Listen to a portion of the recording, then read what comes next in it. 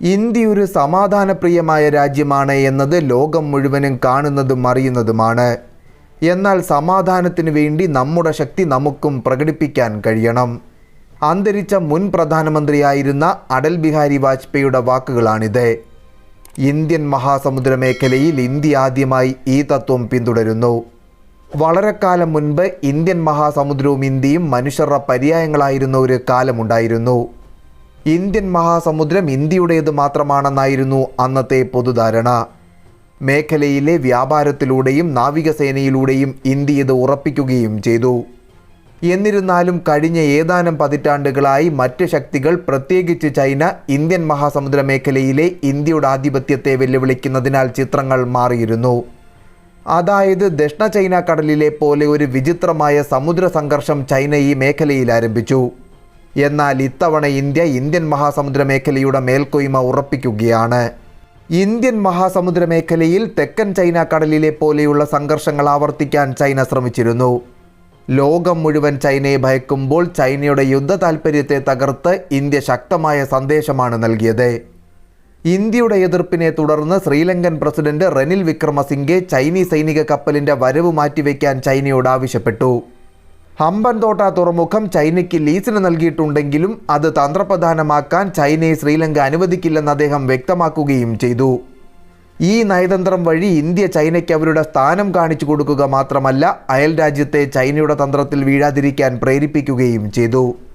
ഇന്ത്യക്ക് തങ്ങളുടെ സമീപത്ത് പേപ്പർ ഡ്രാഗണിൻ്റെ തന്ത്രപരമായൊരു കേന്ദ്രം അനുവദിക്കാനാകില്ല എന്നതിനാൽ ചൈനയ്ക്കെതിരായ നടപടി അനിവാര്യമായിരുന്നു. ഇന്ത്യൻ മഹാസമുദ്രത്തിൽ ധാരാളം വിഭവങ്ങളും ധാതുക്കളുമുണ്ട് എന്നത് മാത്രമല്ല, ഭൗമരാഷ്ട്രീയപരവും തന്ത്രപരമായും ഇന്ത്യൻ മഹാസമുദ്ര മേഖല വളരെ നിർണായകമാണ്. ഇതോടൊപ്പം ഇന്ത്യൻ മഹാസമുദ്ര മേഖലയെ സംരക്ഷിക്കേണ്ടത് ഇന്ത്യയുടെ അനിവാര്യത കൂടിയാണ്.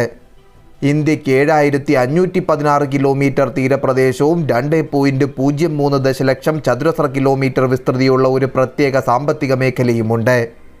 അളവിനെക്കുറിച്ച് സംസാരിക്കുമ്പോൾ ഇന്ത്യയുടെ 90% വ്യാപാരവും, മൂല്യത്തെക്കുറിച്ച് സംസാരിക്കുമ്പോൾ വ്യാപാരത്തിൻ്റെ 70% ജലമാർഗത്തിലൂടെയാണ് നടക്കുന്നത്.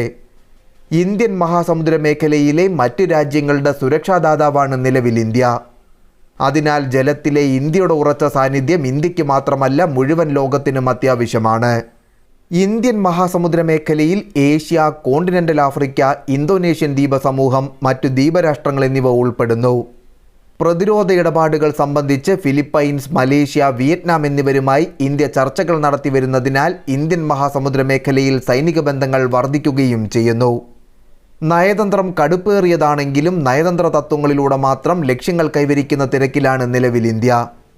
വിദേശ നയത്തിൻ്റെ കെയർടേക്കറായ ഡോക്ടർ ജയശങ്കറിൻ്റെ നയതന്ത്ര മുൻകരുതലോടെ look policy, Indian Ocean Rim Association for Regional Cooperation, BIMSTEC, Ganga Mekong സഹകരണം തുടങ്ങിയ ലക്ഷ്യങ്ങൾ കൈവരിക്കാൻ ഇന്ത്യ ശ്രമിക്കുന്നു. ഇതിനു പുറമെ മാലിദ്വീപ്, സിംഗപ്പൂർ തുടങ്ങിയ രാജ്യങ്ങളിൽ ഇന്ത്യക്ക് ഉറച്ച നയതന്ത്ര ബന്ധങ്ങളുണ്ട്. കൂടാതെ ആൻഡമാൻ നിക്കോബാർ ദ്വീപുകളെ തന്ത്രപ്രധാനമായ താവളമാക്കി മാറ്റുന്നതിനായി വൻതോതിൽ നിക്ഷേപം നടത്തുകയും ചെയ്യുന്നു. നമ്മൾ ആരംഭിച്ചതുപോലെ ഒരു രാഷ്ട്രമെന്ന നിലയിൽ നമ്മൾ വളരെ സമാധാനപ്രിയരാണ്. എന്നാൽ നമ്മുടെ സമാധാനം സംരക്ഷിക്കുന്നതിനായി നമുക്ക് നമ്മുടെ ശക്തി പ്രകടിപ്പിക്കാൻ കഴിയും. ഇന്ത്യൻ സേനയുടെ നെക്ലേസ് ഓഫ് ഡയമണ്ട്സും ഡബിൾ ഫിഷ് ഹൂക്ക് തന്ത്രങ്ങളും ഇതിനുള്ള ഒരു നിക്ഷേപമായി നിലകൊള്ളുന്നു.